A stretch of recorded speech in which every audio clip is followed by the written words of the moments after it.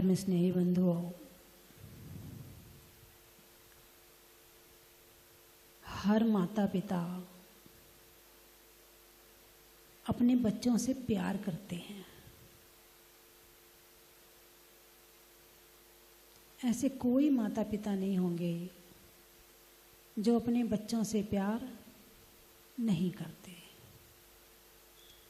बच्चों की अक्सर शिकायत होती है कि हमारी मम्मी हमें चाहती नहीं है, उसको ज़्यादा चाहती है, मुझे नहीं चाहती है।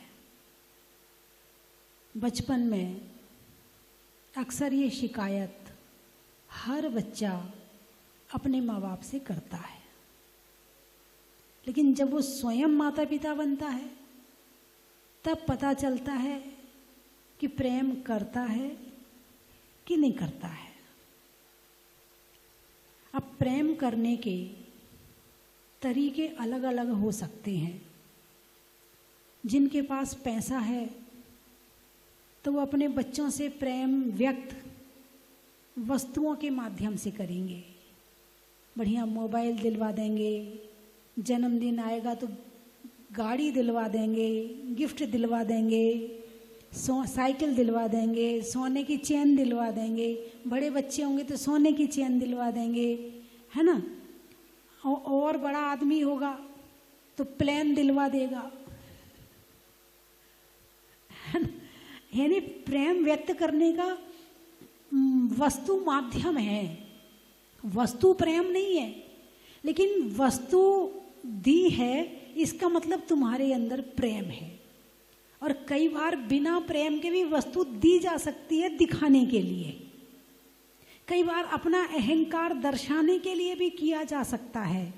लेकिन फिर भी एक मापदंड है, यदि वस्तु मिली है तो कहीं ना कहीं प्रेम है तो सही। जैसे रक्षाबंधन आने वाला है तो हर बहन अपने भाई को राखी बांधती है। अब तो वो भाई एक ही होता है, पहले भाई 2 होते थे, 4 होते थे, 5 होते थे, है ना। तो 4-5 भाइयों में से जिस भाई से पैसा ज़्यादा मिलता था, गिफ्ट बड़ी मिलती थी, उसको राखी बांधने में बड़ा उत्साह आता था। नहीं मुझे भाई के यहाँ जाना है, मैं सब काम छोड़ दूंगी मगर भाई को राखी बिना बांधे नहीं रहूंगी मैं। नहीं वो मेरा भाई तो प्रिय है। क्यों भाई, क्यों प्रिय है? उसका प्रेम जरा ज़्यादा व्यक्त हो जाता है। किसके माध्यम से? वस्तु के माध्यम से। आप वस्तु से प्रेम करते हो ना, आपका मापदंड वस्तु है ना, आपका मापदंड प्रेम नहीं है, आपका मापदंड वस्तु है। इसलिए जहाँ से वस्तु ज़्यादा मिलती है तो आपको लगता है कि वहाँ से प्रेम ज़्यादा आ रहा है ना। तो प्रेम करने का, व्यक्त करने का तरीका अलग है। भाई पैसा है, जो मांगा वो दे दिया। भाई जिनके पास बच्चे जो मांगते हैं वो देने की सामर्थ्य नहीं है तो क्या वो माता पिता अपने बच्चों को प्रेम नहीं करते? प्रेम करते हैं, थोड़ा नहीं करते, बहुत करते हैं। लेकिन बस धन की कमी के कारण से बच्चे ये समझते हैं कि हमारे मम्मी पापा हमें नहीं चाहते हैं। आजकल प्रेम जताना पड़ता है, पहले प्रेम होता था और अब जताना पड़ता है। बिना जताए सामने वाले को समझ में ही नहीं आता है कि तुम हमें प्रेम भी करते हो। उसे शब्दों में व्यक्त करना पड़ता है, उसे बार बार कहना पड़ता है, हाँ हम तुम्हें चाहते हैं। वो इंग्लिश का एक शब्द है ना, कौन सा शब्द है? अरे बोलिए ना। आजकल के बच्चे सबके लिए प्रयोग करते हैं। Mummy papa I love you, दोस्त I love you, friend I love you, बहन आई लव यू। भाई शब्द तो एक है, व्यक्त सबके प्रति हो रहा है ना। तो बताना पड़ता है, ये शब्द बोलना पड़ता है। बिना बोले पता चलता ही नहीं है उसको कि तुम हमें प्रेम भी करते हो। बिना गिफ्ट के पता ही नहीं चलता कि तुम हमें प्रेम भी करते हो। कई बार तो जब लड़कियों की पहले शादी होती थी तो दहेज दिया जाता था, है ना। अब दहेज में जिस समय बड़ी लड़की की शादी की उस समय परिस्थिति कमजोर थी, और जब नंबर आया छोटी लड़की की शादी करने की तब परिस्थिति अच्छी हो गई माता पिता की। तो एक को दहेज ज़्यादा दे दिया और एक को दहेज कम दे दिया, जैसी परिस्थिति थी वैसा दे दिया। अब बस, अब वो तो इसी बात से ही नाराज, तुम तो मुझे चाहते ही नहीं हो, मैं तुम्हारी सौतेली बेटी हूँ क्या? उसको इतना दिया है, हमें इतना भी ना दिया है ना? हो जाता कि नहीं हो जाता? इसी तरह से जो दामाद होते हैं, कंवर साहब हैं, राजस्थान में कंवर साहब बोलते हैं, दिल्ली साइड में दमान जी बोलते हैं, और एमपी में लाला जी बोलते हैं, है ना? अब लाला जी आए, अब एक लाला जी थोड़े अमीर हैं और एक लाला जी थोड़े कम अमीर हैं, गरीब नहीं, थोड़े कम अमीर हैं, अमीर तो हैं, मगर दोनों के आने के बाद जरा सा फर्क पड़ तो जाए, बस लाला जी तो आना ससुराल में बंद ही कर देंगे, मैं नहीं जाऊंगा ससुराल में, मेरा अपमान होता है, उनको इतना किया और हमें इतना किया। यानी हमारा सम्मान जो है वो हमारे लिए नहीं है, जितना मिला वो हमारा सम्मान नहीं है, दूसरे को ज्यादा मिल गया वो हमारा अपमान हो गया। अपमान तुम्हारा नहीं किया है, लेकिन दूसरे को ज्यादा मिला है तो तुम छोटे हो गए, ये तुम्हारा अपमान हो गया, ये तुम्हारे प्रेम का मापदंड है। और जबकि ऐसा नहीं है। यदि कर्म की दृष्टि से देखा जाए, यदि विपाक विचय धर्म ध्यान किया जाए, जिस समय सीता जंगल में गई थी उस समय कौन सा धर्म ध्यान किया था? विपाक विचय धर्म ध्यान, कि मैंने निश्चित पिछले जन्म में कोई ऐसा कर्म किया होगा, इसके बदले में मुझे जंगल में आना पड़ा। अंजना सती जब जंगल में भेजी गई तो जंगल में भी रहकर उसने विपाक विचय धर्म ध्यान किया और अपने मन को शांत किया था कि मेरा कर्म का उदय है, मैंने निश्चित कोई ऐसा कर्म किया था कि किसी से किसी का विछोह करवाया होगा, इसलिए इस जन्म में मेरा 22 वर्ष हो गए, अभी तक मेरा पति से मेरी बातचीत भी नहीं हुई है। विपाक विचय धर्म ध्यान यानी जो मिल रहा है, जैसा मिल रहा है, जो हो रहा है, उसके लिए जिम्मेवार कोई दूसरा नहीं, हम ही हैं। उसका कारण हम ही हैं, या तो वर्तमान और या भूत, दोनों में से कोई ना कोई कारण जरूर है। कारण तो हम ही हैं। जो मिला है, जैसा मिला है, जितना मिला है, क्यों मिला है? हमारे कर्मों की वजह से मिला है, हमारे पुरुषार्थ की वजह से मिला है, या हमारे व्यवहार की वजह से मिला है। कभी कभी कर्म कमजोर पड़ जाए तो हमारा व्यवहार काम आ जाता है, कभी कर्म तीव्र हो जाए तो व्यवहार हमारा खराब हो जाता है। वही एक चीज एक को अच्छी लगती है और वही एक चीज एक को बुरी लगती है। कारण क्या है? सबका अपना अपना कर्म है। वही दवाई एक को ठीक कर देती है और वही दवाई दूसरे को बीमार कर देती है। सबका अपना अपना कर्म है। कोई किसी के कर्म से नहीं जीता है, सब अपने कर्मों से जीते हैं। और कर्म से क्या जीते हैं? हम जीव हैं, हमारा जीवन है, हम अपनी जीवत्व शक्ति से जीते हैं। तो बात चली थी कि हर माता पिता अपने बच्चे से प्रेम करते हैं। एक होता है सच्चा प्रेम और एक होता है झूठा प्रेम। तो झूठा प्रेम तो कोई भी माँ बाप अपने बच्चे से नहीं करते हैं। सभी माँ बाप अपने बच्चे से सच्चा प्रेम करते हैं। अब उस सच्चा प्रेम में शुभ प्रेम और अशुभ प्रेम, दो तरह का प्रेम होता है।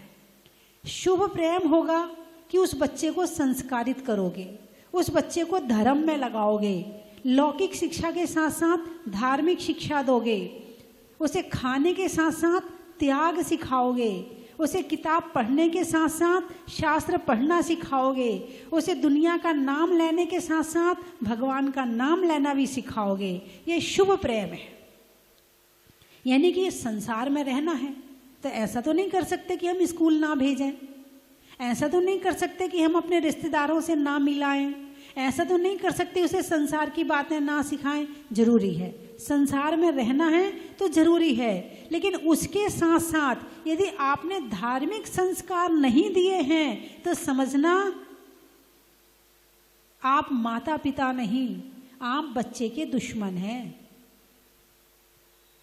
आप चाहोगे कि आप अपने बच्चे को नरक भेज दो?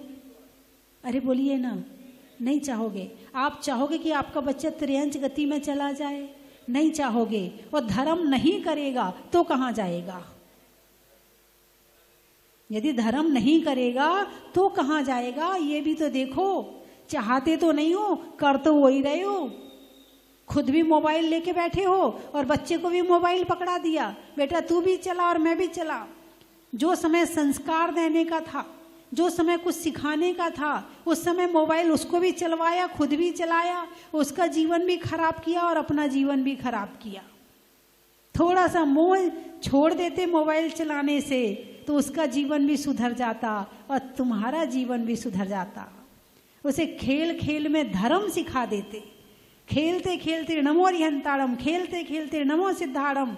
अभी बच्चा नहीं जानता अरिहंत कौन है, नहीं जानता सिद्ध कौन है। अभी तो केवल उसे याद करवाना है, उसकी जो कोरी स्लेट है उस पर लिखाना है। आत्मा क्या है, शरीर क्या है, संसार क्या है, भगवान क्या है, रिश्तेदार क्या है, अभी उस कोरी स्लेट पे केवल लिखना है। अभी भाव ज्ञान नहीं होगा बच्चे को, अभी बच्चा है, छोटा है। आप कहोगे बच्चा है, क्या इसको भगवान का नाम लिवाना, क्या सिखाना है इसको, ये तो छोटा, कुछ पता ही नहीं उसको। नहीं, लेकिन जिस दिन उसको भाव ज्ञान होगा, जब तक आप उसे द्रव्य ज्ञान नहीं देंगे तो भाव ज्ञान कैसे बनेगा? द्रव्य ज्ञान होगा ही नहीं तो भाव ज्ञान कैसे बनेगा? और द्रव्य ज्ञान पड़ा रहेगा तो कभी ना कभी भाव ज्ञान रहेगा ही रहेगा, है ना। तेल है, दिया है, बाती है, ज्योति तो नहीं है। तेल है, दिया है, बाती है, अभी ज्योति तो नहीं है ना, लेकिन जब समय आएगा तो ज्योति भी मिल जाएगी। और तुम तेल, दिया, बाती रखो ही ना तो ज्योति किस में मिलेगी? इसलिए बच्चों को बचपन से जिनवाणी याद करवाओ। कंठस्थ विद्या कंठस्थ दाम हमेशा काम आते हैं। यानी याद की हुई विद्या और पास में रखा हुआ पैसा हमेशा काम आता है। तो इसीलिए उसे जिनवाणी जरूर याद करवाओ। लौकिक शिक्षा की प्रेरणा देने वाले बहुत हैं, सारी दुनिया है। स्कूल में जाओ, इंग्लिश में बोलो, हिंदी नहीं बोलना, पनिशमेंट मिलेगी, पेनल्टी लगेगी। क्यों? हिंदी बोलोगे तो, है ना। अच्छे से पढ़ के आना, अच्छे नंबर लाना, ये कहने वाले सारी दुनिया है, स्कूल है, टीचर है, सब हैं। लेकिन धर्म सिखाने वाला कौन है? एक माँ है। और वो माँ ना स्वयं धर्म करती है, ना बच्चे से करवाती है, तो खुद भी दुर्गति में जाएगी और बच्चे को भी भेज देगी।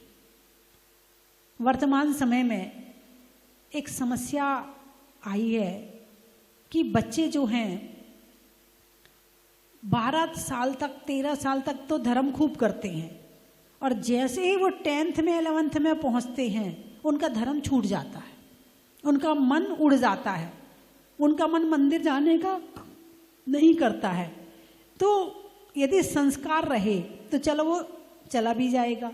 बाई चांस अभी नहीं जा रहा है, अभी थोड़ी संगत में बिगड़ गया, मोबाइल की संगति आ गई, अभी थोड़ी इधर उधर की संगति आ गई, फिर वो 25 साल के बाद में जब इस दुनिया से भिड़ लेगा, लड़ लेगा और इन चीज़ों से परेशान हो जाएगा, फिर वापिस आएगा।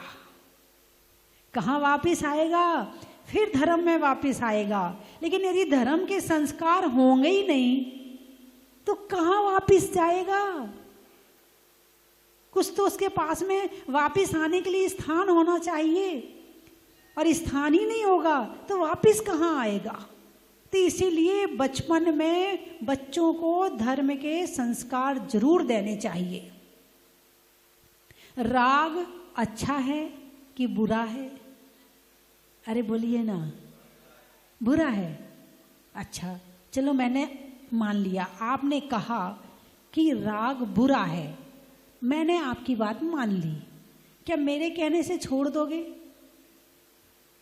आपने कहा है बुरा है, तो मैं कहूंगी बुरी चीज छोड़ दो, मैं कहूंगी बुरी चीज छोड़ दो। लेकिन ये राग ऐसा तो नहीं है कि किसी के कहने से छूट जाए। आप माला फेरने भी बैठते हो तो ये राग आपको माला नहीं फेरने देता। दिमाग में दुनिया भर के विचार किस लिए आते हैं? राग के कारण आते हैं। जिन चीजों से राग होता है वो विचार में आता है, या जिन चीजों से द्वेष होता है वो विचार में आता है। तो राग और द्वेष ने माला नहीं फेरने दी, राग और द्वेष ने पूजा नहीं करने दे दी, वही विचार भटकते रहते हैं। पूजा नहीं करने दी, तीर्थ यात्रा नहीं करने दी। अरे मेरा बेटा खाना कहाँ खाएगा, इसको खाना कौन खिलाएगा, उसके राग में तुम तीर्थ यात्रा नहीं कर रहे हो। राग दो तरह का, शुभ और अशुभ। यदि राग शुभ है तो वो अच्छे काम करवाएगा, और राग अशुभ है तो वो केवल संसार के ही काम करवाएगा। बेटा तू तो नोट ही गिन बैठ के, पत्नी होगी धर्म पत्नी। पति को धर्म पति नहीं कहा जाता, किसको कहा जाता है? अरे बोलिए ना, पत्नी को धर्म पत्नी कहा जाता है। धर्म पत्नी क्यों कहा जाता है? जो पति को धर्म के मार्ग में लगा दे उसे कहते हैं धर्म पत्नी, है ना।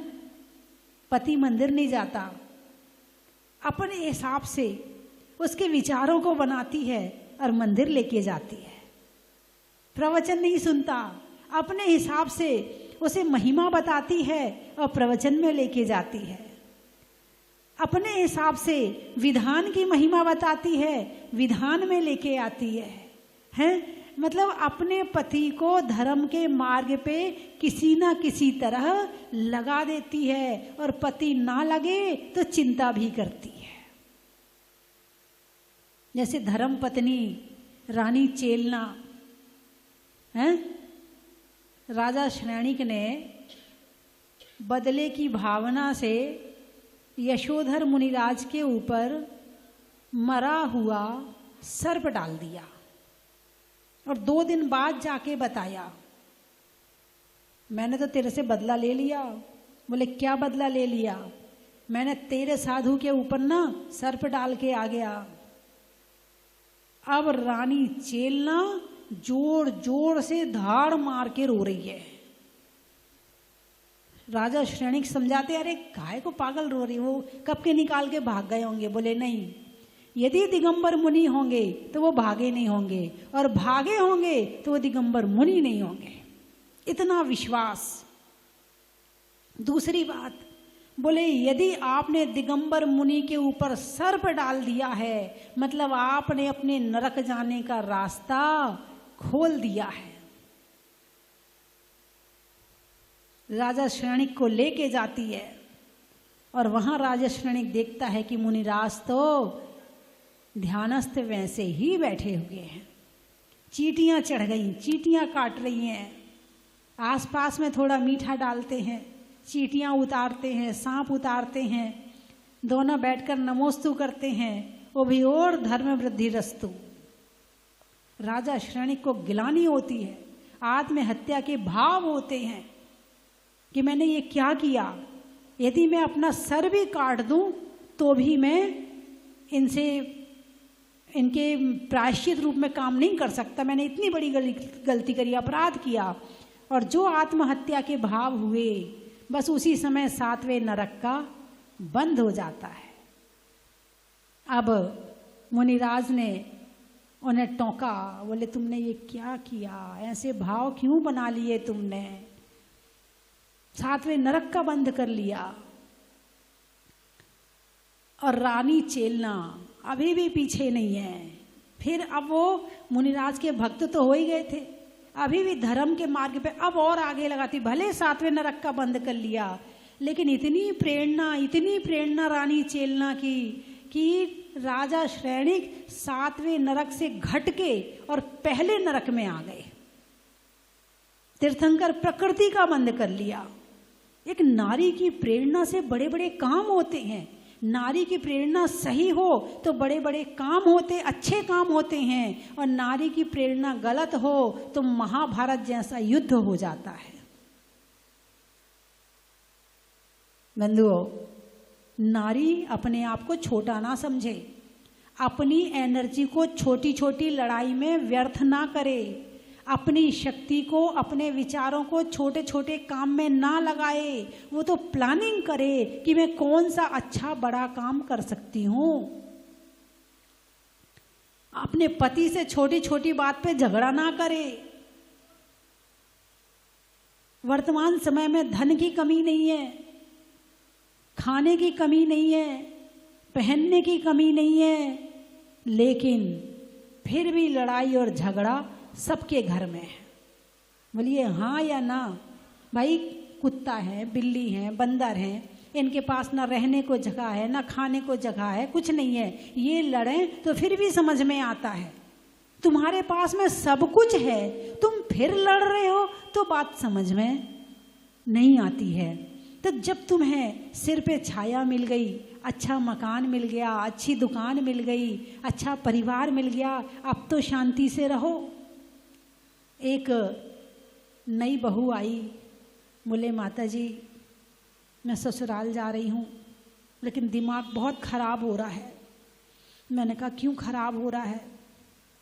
बस पूछो मत माता जी, मेरी सास बहुत खराब है। कौन खराब है? मेरी सास बहुत खराब है। उसके जैसे तो बस उसके रहना मुश्किल कर दिया उसने तो मेरा जीना मुश्किल कर दिया है। मैं समझ गई कौन खराब है, मैं समझ गई कौन खराब है।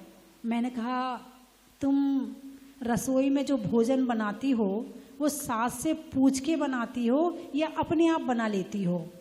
बोले क्या पूछने की ज़रूरत, ये भी कोई पूछने वाली बात है? खाने में भी कोई पूछा जाता है क्या? जो मेरे मन में आता है तो बना लेती हूँ। उसके बाद फिर मेरी सास टें टें टें टें करती है। शब्द तो ऐसे ही निकलते जब गुस्सा होता है किसी के प्रति। फिर मेरी सास टें टें करती है, अब फिर हम लोगों के बीच में हो जाती है बात। मैंने कहा एक वकील भी जब बनना हो तो पहले 1-2 साल किसी वकील के नीचे रह के काम किया जाता है। बोलिए हाँ या ना? सीए बनना हो तो सीए के नीचे रह के काम किया जाता है। यदि डॉक्टर बनना हो तो डॉक्टर के नीचे रह के काम किया जाता है। और तुम चाहती हो कि एक दिन में तुम सास बन जाओ। ठीक है, तुम्हें भोजन बनाना आता, अच्छी बात है, लेकिन अभी तुम उस नए घर में नए गई हो, उस घर में जड़ तो जमाओ अपनी। सास को आए 30 साल हो गए, उसने अपनी जड़ जमा ली है, तुम्हारी जड़ तो जमी नहीं और तुम उसकी जड़ें उखाड़ने लग रही हो। मैंने कहा कम से कम 2-4 साल भोजन बनाओ, पूछ लो मम्मी जी क्या बनाना है, कौन सी दाल बनाना है, कौन सी सब्जी बनाना है, क्या घट जाएगा? यदि तुम पूछ भी लोगी तो क्या घट गया बताओ? कौन सा पैसा लग रहा है पूछने में? कौन सी इसमें नाक कट रही है? सासी तो है, तुमसे बड़ी तो है ना, सम्मान देने योग्य तो है ना। तुम उससे पूछ लिया करो कि अम्मा जी क्या बनाना है भोजन में, हैं? और अच्छे से वो खिला दिया करो खाना। कोई बाहर जाओ पूछ के जाओ, कोई काम करो पूछ के कर लो। 2-4 साल कर लो, उसके बाद तो फिर अपने आप जड़ जम जाएगी, फिर पूछने की जरूरत नहीं है। बात उसकी समझ में आ गई, उस लड़की की समझ में मेरी बात आ गई। बोले ठीक है माता जी, अब आप कहती हो तो मैं ऐसे ही करूँगी। मैंने कहा ठीक है, लेकिन मुझे आकर के इसका रिजल्ट ज़रूर बताना। अब वो गई, अब मम्मी जी क्या बना लूँ, मम्मी जी ऐसे कर लूँ, मम्मी जी ऐसे कर लूँ। और मम्मी जी को क्या चाहिए, कौन सा उससे दहेज चाहिए, कौन सा सोना चाहिए, चांदी चाहिए, सम्मान ही तो चाहिए थोड़ा सा। उसने थोड़ा सा सम्मान दिया, इसने उसको प्यार दे दिया, बस सास और बहू की बनने लगी। अब उसके बाद 6 महीने बाद वो आई, मैंने कि कहो कैसी हो? बोले माता जी बहुत अच्छा है, आपने बिल्कुल सही शिक्षा दी थी, मैं गलत थी, मुझे ऐसा नहीं करना चाहिए था, बड़ों को सम्मान देना चाहिए था, मैं बड़ों को सम्मान नहीं देती थी, तू तड़ाक करती थी, मेरी गलती थी। अब खूब अच्छा है, सास ससुर पति सब खुश हैं, कहीं कोई दिक्कत नहीं, अब तो स्वर्ग हो गया मेरा घर है। जीवन सबके पास में है, बस जीना सीखना है। कोई चीज की कमी नहीं है संसार में। जिसके पास बोली में मिठास है ना, वो गंजे को कंगा भी बेच सकता है। क्या? जिसके पास बोली में मिठास है वो गंजे को कंगा भी बेच सकता है, और जिसकी बोली में मिठास नहीं है ना, उसकी चीनी भी नहीं बिकती। बात समझ में आई कि नहीं आई? ठीक है, गुस्सा आता है, क्रोध आता है, सबको आता है, लेकिन सारे दिन जहर मत उगलो, सारे दिन आग मत उगलो। और तुम उगलोगे तो सामने वाला जलेगा, और जलेगा तो वो भी चुप नहीं बैठेगा, वो तुमसे चौगनी आग उगलेगा। कौन सा काम कैसे करना है और कौन सा काम किससे कैसे निकलवाना है, इस बात का ज्ञान होना जरूरी है। एक बच्चा आया, उसकी मम्मी साथ में आई, बोले माता जी मेरी बेटी से कहो ये घर का काम किया करे। बिल्कुल कुछ नहीं करती है, एक तिनका नहीं हिलाती है, यहाँ की कटोरी यहाँ नहीं रखती है। तो बेटी बोली झूठ बोल रही हो, मैंने परसों पोंछा नहीं लगाया था। झूठ बोल रही हो, परसों मैंने सब्जी नहीं बनाई थी। तो बच्चों से कैसे काम लेना है, इस बात का ज्ञान होना भी जरूरी है। वर्तमान के बच्चे हैं, आजकल बच्चे पैदा होने बंद हो गए, बाप पैदा हो रहे हैं आजकल। हाँ, पहले बाप से पूछ के घर में काम होता था कि ये कैसे कर लें, ये कैसे कर लें, और अब बच्चों से पूछ के होता है। वो छोटा सा बेटा कहता हमसे पूछा कहाँ था। एक करीब 20-22 साल पहले की बात है, एक जगह चतुर्मास चल रहा था, तो मंदिर में प्रोत्साहन के लिए और बच्चों को आगे बढ़ाने के लिए, बच्चों को मंदिर से जोड़ने के लिए मंदिर में एक मेहंदी प्रतियोगिता रख दी। अब मेहंदी प्रतियोगिता हुई, प्रतियोगिता के बाद में और जितने उनकी बची हुई मेहंदी जो और थे उन्हें भी लगा दी। भाई चलो तुम भी लगा लो, तुम भी लगा लो। एक छोटी सी बच्ची थी जो मेरे पास आती थी, बैठती थी, बोलती थी, तो वो उसने मेहंदी नहीं लगाई। सब ने उससे कहा मेहंदी लगा ले, मेहंदी लगा ले, उसने नहीं लगवाई। घर जाके खूब रोई। बहन क्यों रो रही है तू? माता जी ने क्यों नहीं कहा कि मेहंदी लगवा लो? बिल्कुल सच्ची घटना बता रही, अब तो वो 25-30 साल की हो गई होगी। माता जी ने क्यों नहीं कहा कि मेहंदी लगवा लो? ये पूंछ क्या परेशान कर रही है? पूंछ परेशान कर रही है। अरे भाई मन में इच्छा थी लगवा लेती। अब उतनी सी बच्ची को जब पूंछ परेशान कर रही है, और वही बच्ची जब बड़ी होएगी तो उसकी पूंछ और कितनी लंबी हो गई होगी, अब बताओ। और ये पूंछ ही फिर लड़ाई का कारण बन जाती है। यदि पति ने अपने मन से कपड़े खरीद लिए तो पूछा क्यों नहीं मेरे से बिना पूछे खरीद कैसे लिए? इसमें ये कमी है, इसमें ये कमी है। सम्मान नहीं करेगी, कोई बात नहीं, आपके पसंद के हैं ना, आपको अच्छे लग रहे ना, ठीक है आप ले लो, आपकी इच्छा है तो आप ले लो। नहीं, ये नहीं कहेगी, उसको और ताड़ित करेगी, प्रताड़ित करेगी कि ऐसा क्यों किया तुमने मेरे से बिना पूछे। क्या पूछ इंसान को यदि सबसे ज्यादा को परेशान कर रहा है तो पूंछ परेशान कर रही है। एक बड़ी अच्छी कविता सुनाती है हूँ, और पहले भी सुनाई हूँ, फिर से आपको याद दिलाने के लिए कहो तो सुना दूँ। अरे बोलिए ना, सुना दूँ। फलों को सोच भारी है कि हमको कौन पूछेगा। फलों का राजा कौन है? थोड़ा बढ़ाना। फलों का राजा कौन है? आम। आम क्यों है? मीठा है। केला मीठा नहीं है? आम तो खट्टा भी होता है।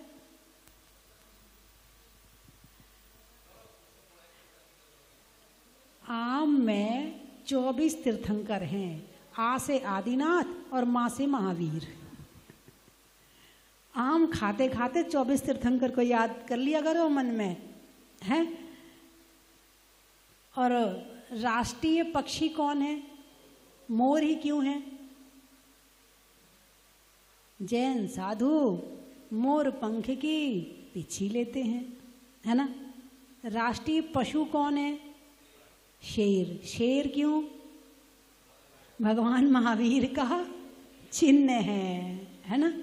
तो फलों को सोच भारी है कि हमको कौन पूछेगा। आम आ गया, जब आम आया तो बाकी फल उससे ईर्ष्या करने लगे। अब हमें कोई पूछने वाला क्या पूछ, अब हमें कौन पूछेगा। आम आ गया, फलों को सोच भारी है कि हमको कौन पूछेगा। लगा जब आम डाली पर फटी छाती अनारों की, अंदर से एक एक दाना अलग अलग, फटी छाती अनारों की। लगे बेचारे पछताने कि हमको कौन पूछेगा।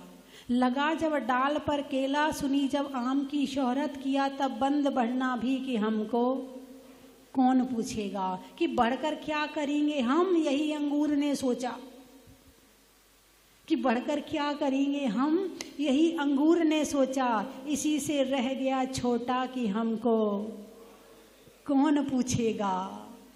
सुनी जब आम की शोहरत, पपीते पड़ गए पीले। सुनी जब आम की शोहरत, पपीते पड़ गए पीले। लगा फांसी रहे लटके कि हमको कौन पूछेगा। पेड़ के ना तो ऊपर लटकते ना नीचे गले में लटकते हैं। लगा फांसी रहे लटके कि हमको कौन पूछेगा। बेचारे संतरे ने जब, किसने? बेचारे, बेचारे संतरे ने जब सुना यशगान आमों का, कलेजे के हुए टुकड़े। एक एक फांक अलग हो गई कि हमको कौन पूछेगा। सुनी जब आम की शोहरत, तो जलभुन रह गया जामुन। सुनी जब आम की शोहरत, तो जलभुन रह गया जामुन। इसी से हो गया काला कि हमको कौन पूछेगा। ये पूछ का चक्कर बड़ा बेकार है। चलो बाहर पूछ की ज़रूरत है, किसी और के घर में जाओ तो चलो भाई बिना पूछे अच्छा नहीं लगता, उनके यहाँ कुछ हम करें तो पता चलता है। लेकिन घर में ही मेरे से पूछा नहीं, मेरे से पूछा नहीं, मुझे खाने को नहीं पूछा, मुझे पहनने को नहीं पूछा, मुझे जाने को नहीं पूछा, मुझे आने को नहीं पूछा, मुझे सारे दिन जो पूछने इंसान को इतना परेशान कर दिया है कि इंसान का जीना मुश्किल हो गया है। इस पूछ को जरा कम करो। यदि अपना मानते हो तो पूछ की ज़रूरत नहीं है, और पूछ की ज़रूरत है इसका मतलब तुम्हारे अंदर रिश्ते में अभी कमी है। छोटे छोटे बच्चों में पूछ की आदत आ गई है। अब वो बड़ों से तो चली आएगी ना, अब बड़े ही चक्कर में रहते। हनुमान की पूछ थी कि नहीं थी? अरे बोलिए ना। हनुमान को राम के डेरे में सबसे ज़्यादा पूछा जाता था, इसलिए कहते हैं हनुमान की पूछ थी।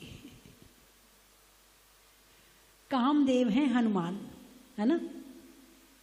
तो बंधुओं, राग अच्छा है या बुरा है? अभी भी बुरा ही कह रहे हो। यदि देव शास्त्र गुरु से राग ना हो तो क्या यहाँ बैठ सकते हो? अपने हित का राग ना हो तो क्या प्रवचन सुन सकते हो, विधान कर सकते हो, माला फेर सकते हो? नहीं कर सकते हो। दो तरह का राग है, शुभ राग और अशुभ राग। तो अशुभ को छोड़ने के लिए शुभ राग जरूरी है, और फिर ये नहीं कि फिर इसमें टिकना है, फिर शुभ राग से वीत राग, अशुभ राग, शुभ राग, वैराग और वीत राग। एक क्रम है ना। इस क्रम से चलना पड़ेगा। आप सीधे अशुभ से वीत राग तक पे नहीं पहुंच पाओगे।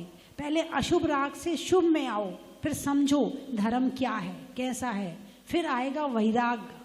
और वैराग को जब अंदर उसका आचरण में उतरेगा तो वो बनेगा वीतराग, और वीतराग ही धर्म है। वीतराग ही धर्म है। तो अपने बच्चे को कम से कम साधु नहीं बना पा रहे, वीतराग नहीं बना पा रहे, तो एक अच्छा श्रावक तो बनाना ही बनाना। तुम्हारे माता पिता ने इतने संस्कार दिए कि तुम आज यहाँ पर बैठे हो। तुम अपने बच्चों को इतने संस्कार देना, कम से कम वो मंदिर तो चले जाएं, कम से कम वो साधुओं की सेवा तो कर लें। यदि आपने संस्कार नहीं दिए तो समझना कि आपने जो अपने माता पिता से बीज लिया था धर्म का, वो आपने यहीं खत्म कर दिया, उसको आगे नहीं बढ़ाया। जबकि आप देखते हो संसार में जितने फल हैं, फूल हैं, सब अपने बीज अपने साथ लाते हैं। सेब के अंदर निकलते ना, नींबू के अंदर, संतरे के अंदर, चीकू के अंदर, केले के अंदर, हाँ होते हैं। वो जिसके जैसे है वो बात अलग है, लेकिन हर फल, हर सब्जी, हर अनाज अपने साथ में बीज लाता है। ऐसे ही तुम अपने साथ में तुम धर्म का बीज लाए हो, तो इस बीज को यहाँ खत्म नहीं करना है। नहीं, हम तो कर लेंगे। क्या कहते हैं, जब कोई धर्म का मामला आता हम आ जाएंगे, आप हमसे कह रही हो तो हम तो आ जाएंगे। अपने घर वालों की हमारी गारंटी नहीं है। बोले कहते कि नहीं कहते हो? हमने कहा भाई घर में बैठ करके बच्चों को बिठा करके, बेटों को बिठा करके भक्तांबर पढ़ा करो, हमारी गारंटी है, हम तो पढ़ लेंगे। बच्चों की कोई गारंटी नहीं है। कैसे गारंटी नहीं है?